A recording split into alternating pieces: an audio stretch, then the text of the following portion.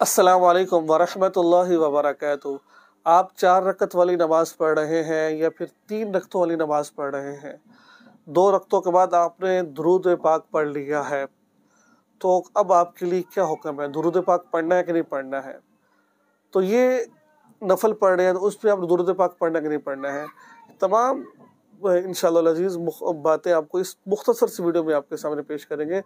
नमाज का बहुत ही ज़्यादा अहम मसला है, इसको आप इग्नोर मत कीजिएगा।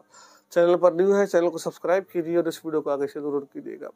देखिए, जो हदीस पाक में आता है, रसूल अकरम सल्लल्लाहु अलैहि वसल्लम जो 4 रकत अगर 3 रकत नमाज पढ़े होते तो 2 रकत के बाद इतना जल्दी खड़े होते थे जैसे कि आप अंगारों में बैठे हुए हैं। यानी कि जो 2 रकतों के बाद जो कादा था वो मुख्तसर कादा था, उसके बाद खड़े हो जाया करते थे। तो इससे मसला यही अख़ज़ किया जाता है, अगर आप सुन्नत मौक़िदा पढ़ रहे हैं, वितर पढ़ रहे हैं, सुन्नत मौक़िदा पढ़ रहे हैं, फ़र्ज़ पढ़ रहे हैं, तो आपको 2 रकत के बाद दुरूद शरीफ नहीं पढ़ना। अत्तहिय्यातु लिल्लाहि वस्सलावातु वत्तय्यिबातु अस्सलामु अलैका अय्युहन नबिय्यु व रहमतुल्लाहि व बरकातुहू, अस्सलामु अलैना व अला इबादिल्लाहिस सालिहीन, अशहदु अल्ला इलाहा इल्लल्लाह व अशहदु अन्ना मुहम्मदन अब्दुहु व रसूलुहू।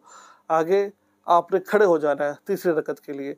अगर खुदा न खास्ता अल्लाह आपने पढ़ लिया, अल्लाहुम्मा सल्ली अला मुहम्मद तक पढ़ लिया आपने, आप पर सजदा सहव आ जाएगा, आपको सजदा सहव करना पड़ेगा आपको। ठीक है, ये मसला है प्रॉपर। हाँ, सुन्नत गैर मौक़िदा है, ठीक है, या फिर नवाफिल है, उसमें आप मुकम्मल भी पढ़ सकते हैं, उसमें आप अत्तहियात मुकम्मल पढ़ के फिर खड़े हो सकते हैं। लेकिन जो फ़र्ज़ है, वाजिब है, मौक़िदा है, इनमें आपने जो अत्तहियात पढ़नी है वो दूसरे कलमे तक पढ़ के खड़े हो जाना है आपने। तो ये था नमाज का इंतहाई पेचीदा और अहम मसला। मुझे उम्मीद है कि आपको समझ आ गया होगा। दुआ में याद रखें, चैनल को सब्सक्राइब कर लीजिए और इस वीडियो को आगे से ज़रूर कीजिएगा। अस्सलाम वालेकुम।